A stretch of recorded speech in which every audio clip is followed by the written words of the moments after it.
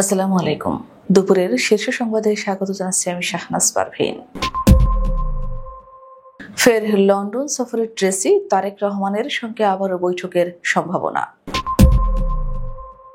দেশে ফিরেছেন প্রধান উপদেষ্টা। সাংবাদিকদের লাঞ্ছিতের অভিযোগ, এনসিপির সংবাদ সম্মেলন বয়কট। আবেদনের যোগ্যতা ছাড়াই আওয়ামী লীগের সুপারিশে চাকুরি 17 বছরেও হয়নি ব্যবস্থা। মা ইলিশ রক্ষায় এবার মনিটরিংয়ে ড্রোন ব্যবহার হবে মৎস্য উপদেষ্টা। টেকনাফে ফের পাচারকারীদের আস্তানা থেকে নারী শিশুসহ 21 জনকে উদ্ধার। 49টি পূজা মণ্ডপে নাশকতার চেষ্টা করা হয়েছিল র্যাব মহাপরিচালক। কুমিল্লা সিলেট আঞ্চলিক মহাসড়কে 10 কিলোমিটার যানজট। ফেনীতে নিয়ন্ত্রণ হারিয়ে বাস উল্টে পড়ল দোকানে, নিহত 3, আহত 10। রংপুরে আরো 3 জনের দেহে অ্যানথ্রাক্স শনাক্ত। ইসলামী ব্যাংকে আরো 200 কর্মী ছাঁটাই।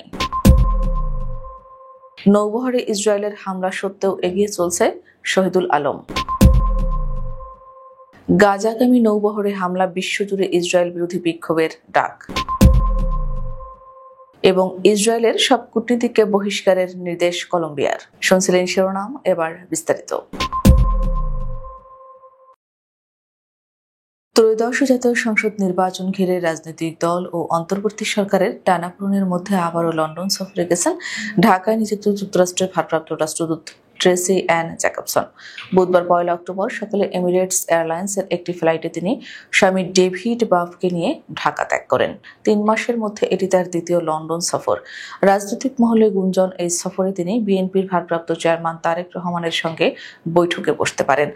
আলোচনায় জাতীয় সংসদ নির্বাচন, বিরোধী দলের নিরাপত্তা, আন্তর্জাতিক পর্যবেক্ষকদের ভূমিকা ও নির্বাচনী রোডম্যাপের মতো ইস্যু থাকতে পারে। যদিও এ বিষয়ে বিএনপির পক্ষ থেকে আনুষ্ঠানিক কোনো বক্তব্য পাওয়া যায়নি। গত জুলাইও লন্ডনে তারেক রহমানের সঙ্গে বৈঠক করেছিলেন ট্রেসি। সে সময় ত্রয়োদশ জাতীয় সংসদ নির্বাচন, বিএনপির পরিকল্পনা ও সরকারের প্রতি তাদের অবস্থান নিয়ে আলোচনা হয় বলে জানান দলের পররাষ্ট্র বিষয়ক উপদেষ্টা হুমায়ুন কবির। 9 দিনের সফর শেষে দেশে ফিরেছেন অন্তর্বর্তী সরকারের প্রধান উপদেষ্টা অধ্যাপক ডক্টর মোহাম্মদ ইউনূস।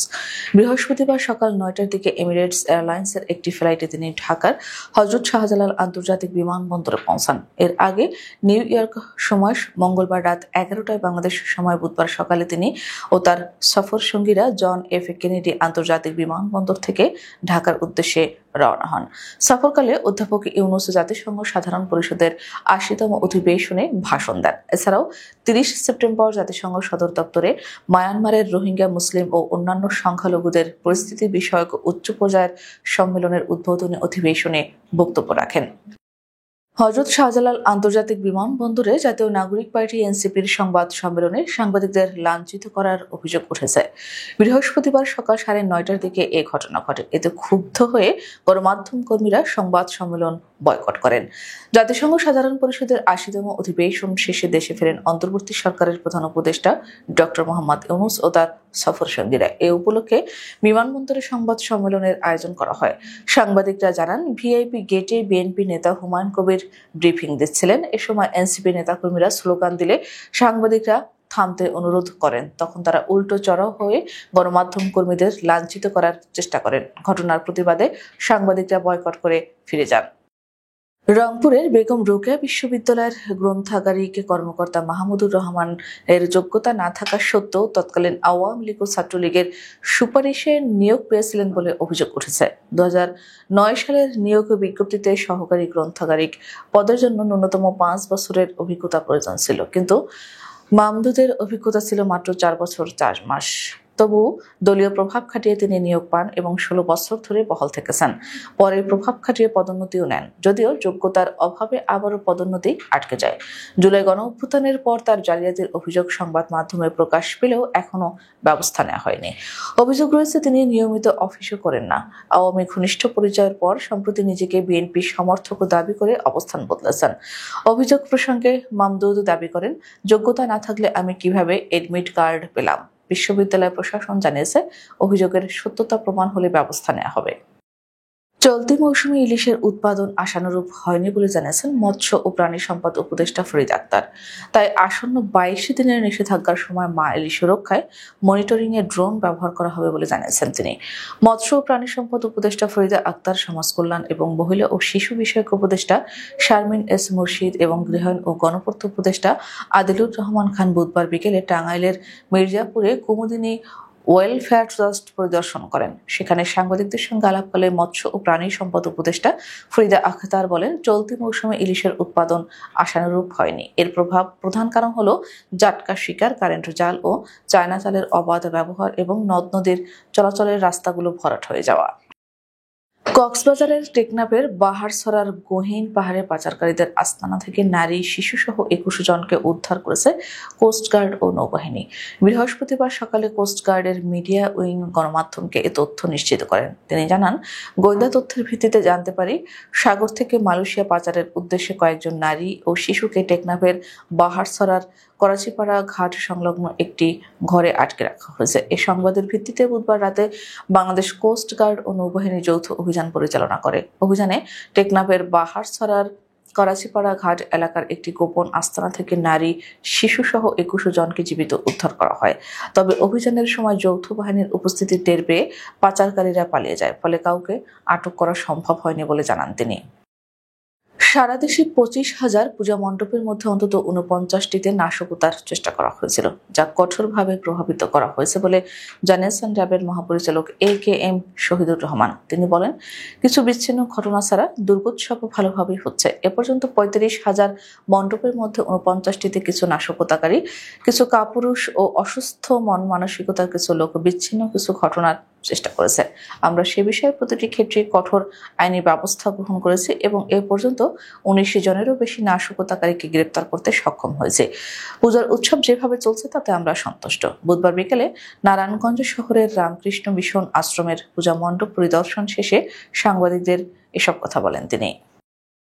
কুমিল্লা সিলেট আঞ্চলিক মহাসড়কের দেবিদ্বার জাফরগঞ্জ থেকে বুড়িচং দেবপুর পর্যন্ত দীর্ঘ যানজট সৃষ্টি হয়েছে। মহাসড়কে বুড়িচং উপজেলা কংসনগর এলাকায় কাভার্ড ভ্যানের চাকা খুলে যাওয়ায় দীর্ঘ যানজট সৃষ্টি হয়েছে বলে জানান মিরপুর হাইওয়ে থানার ইনচার্জ পারভেজ আলী। মিরপুর হাইওয়ে থানার ইনচার্জ পারভেজ আলী জানান, কংসনগর বাজারের যানজট প্রতিদিনই দেবিদ্বার জাফরগঞ্জ পর্যন্ত চলে আসে। ভোগান্তের শিকার যাত্রীদের সাথে কথা বলে জানা যায়, কুমিল্লা সিলেট মহাসড়কের কংসনগর এলাকার রাস্তার খুবই বেহাল দশা।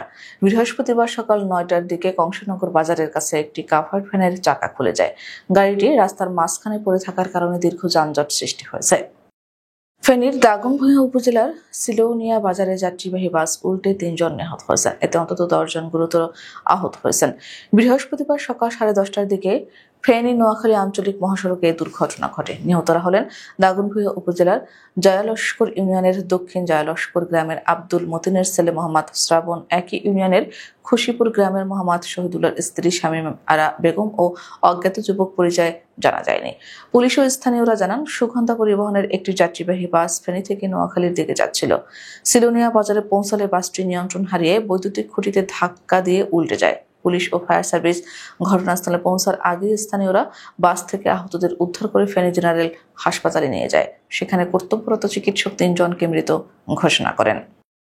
রংপুরের কাউনিয়া উপজেলায় নতুন করে আরো 2 জন ও মিঠাপুকুর উপজেলায় 1 জনের শরীরে অ্যানথ্রাক্স শনাক্ত হয়েছে। এ নিয়ে জেলায় এ পর্যন্ত 11 জন অ্যানথ্রাক্স আক্রান্ত রোগী শনাক্ত হলো। বুধবার রাতে জেলা সিভিল সার্জন শাহিন সুলতানা এ তথ্য নিশ্চিত করেছেন। এর আগে পীরগাছা উপজেলায় 8 জনের শরীরে অ্যানথ্রাক্স শনাক্ত হয়েছিল।